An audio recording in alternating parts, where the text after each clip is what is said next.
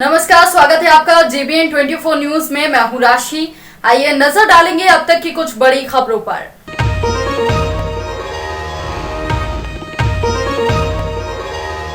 कौशाम्बी जिले में पीएम आवास योजना के तहत आए आवासों पर डूडा विभाग के कर्मचारी पर अवैध वसूली का आरोप लगाते हुए 16 पात्र महिलाओं ने चायल से भाजपा विधायक संजय कुमार गुप्ता से इसकी शिकायत की।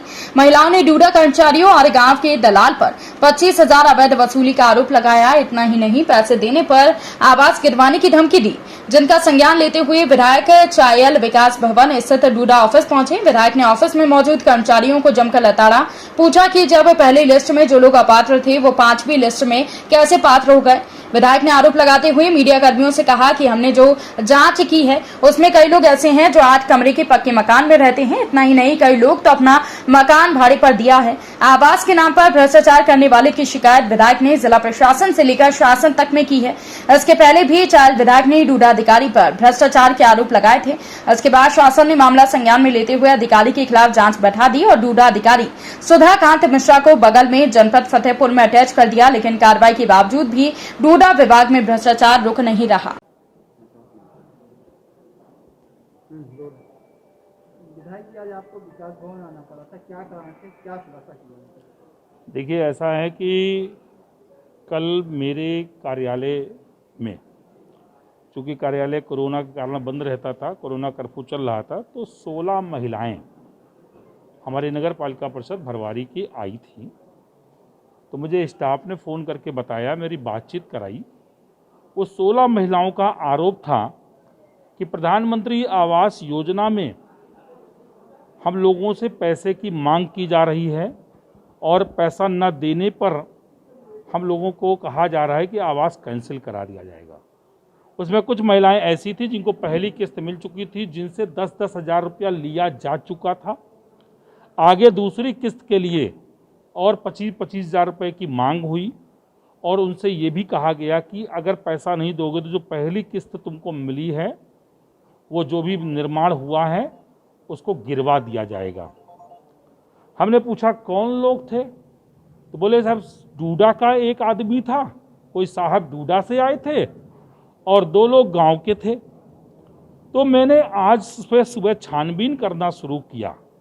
तो छानबीन किया तो एक इरफान नाम का व्यक्ति जो डूडा का सर्वेयर है, उसने अप्रैल के महीने में इस कोरोना काल में जमकर, मैं इस बात को कह सकता हूं, बड़ी लोगों से जाके धन की वसूली किया।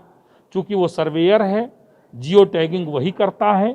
वो जियो टैगिंग के नाम पर, पात्र के नाम पर उसने बिना नगर पालिका परिषद के कर्मचारी को लिए हुए गांव के लोकल कुछ दलालों को साठ गार्ड करके उनको शामिल करके उसने लोगों से पैसे वसूले।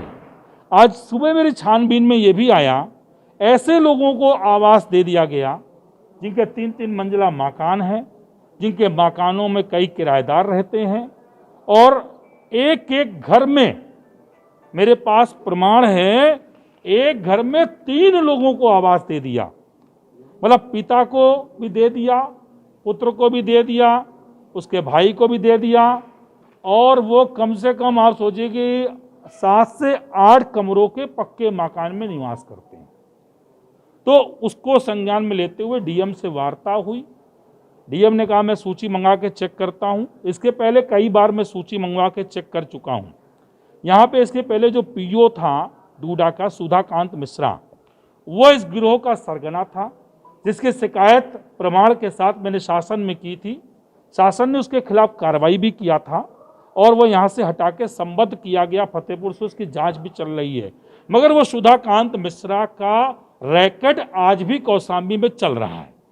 ये पूरा डूडा ऑफिस, यहाँ पे जितने चाहे इंजीनियर हो या जो भी कोऑर्डिनेटर हैं या जितने सर्वेयर हैं, सब उसी के आदमी हैं। और फतेहपुर से बैठकर इस कार्यालय के एक कर्मी की मिली भगत से करोड़ों रुपए फिर इसने वसूलवाने में कामयाब हुआ है। आज मैं कार्यालय में आया, ऐसे लोगों के ये मैंने जियो टैग वाले निकाले हैं, जहां पे इरफान ने जाके पक्के मकान में रहने वाले लोगों का जियो टैगिंग गलत करके और उनको प्रधानमंत्री आवास दिया है। ये वो सारे लोग हैं जिनके मकान पक्के हैं, मकान पक्के नहीं, 2-2, 3-3 किराएदार इनके घरों में रहते हैं। हमारे पास 3 ऐसे लोग हैं जो बड़े मकान में रहते हैं और एक ही घर में 3-3 लोगों को आवास दे दिया गया। और खेल देखिए, ये तीनों ने आवेदन किया था आज से 3 साल पहले। जो पहली डीपीआर, ये जब योजना शुरू हुई थी, जो पहला डीपीआर बना था, उस तीनों में इन्होंने आवेदन किया था। उस समय ये अपात्र किए गए थे और पिछले महीना इस कोरोना काल में सेटिंग करके उन तीनों के खाते में पैसे भेज दिए गए। जबकि पहली डीपीआर, दूसरी डीपीआर, तीसरी डीपीआर, चौथी डीपीआर में कार्य पूर्ण हो चुका है। इस समय 5वीं डीपीआर पे काम चल रहा है। मगर पहली डीपीआर के अपात्र को फिर से पात्र अभी कुछ दिन पहले बना के उनके खाते में पैसा भेजा गया है। ऐसे लोगों के विरुद्ध मैंने डीएम को अवगत कराया है। इनके जो डायरेक्टर हैं सूडा के IAS officer mister Umesh Pratap Singh, उनको भी अवगत कराया है। उन्होंने भी एफआईआर कराने के लिए बोला है। ऐसे जो सरकार के मंशा के विपरीत, सरकार की योजनाओं को भ्रष्टाचार में का भेंट चढ़ाने वाले कुछ कर्मी, जिनको चिन्हित करके उनके खिलाफ कार्रवाई कराना है। इसके लिए मैं आज इसका भौतिक सत्यापन करने सारे रिकॉर्डों से मैंने खुद मिलान किया है। अति शीघ्र इनके खिलाफ एफआईआर भी होगी। ये सब जेल जाएंगे। गरीबों का हक मारने वाले, चूंकि मोदी सरकार, योगी सरकार गरीब कल्याण को समर्पित सरकार है और ऐसी सरकार की मंशा के विपरीत करने वाले चंद ये कर्मचारी जो सरकार को बदनाम कर रहे हैं, पार्टी को बदनाम कर रहे हैं, हम जनप्रतिनिधियों को बदनाम कर रहे हैं, इनके विरुद्ध कड़ी से कड़ी कार्रवाई मैं कराऊंगा।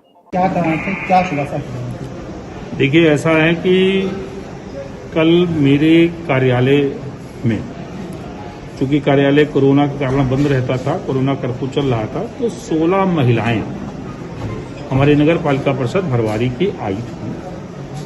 तो मुझे स्टाफ ने फोन करके बताया, मेरी बातचीत कराई। उस 16 महिलाओं का आरोप था कि प्रधानमंत्री आवास योजना में हम लोगों से पैसे की मांग की जा रही है और पैसा न देने पर हम लोगों को कहा जा रहा है कि आवास कैंसिल करा दिया जाएगा। उसमें कुछ महिलाएं ऐसी थी जिनको पहली किस्त मिल चुकी थी, जिनसे 10-10 हजार रुपया लिया जा चुका था। आगे दूसरी किस्त के लिए और 25-25 हजार रुपए की मांग हुई और उनसे ये भी कहा गया कि अगर पैसा नहीं दोगे तो जो पहली किस्त तुमको मिली है, वो जो भी निर्माण हुआ है उसको गिरवा दिया जाएगा। हमने पूछा कौन लोग थे, तो बोले साहब डूडा का एक आदमी था, कोई साहब डूडा से आए थे और 2 लोग गांव के थे। तो मैंने आज सुबह छानबीन करना शुरू किया।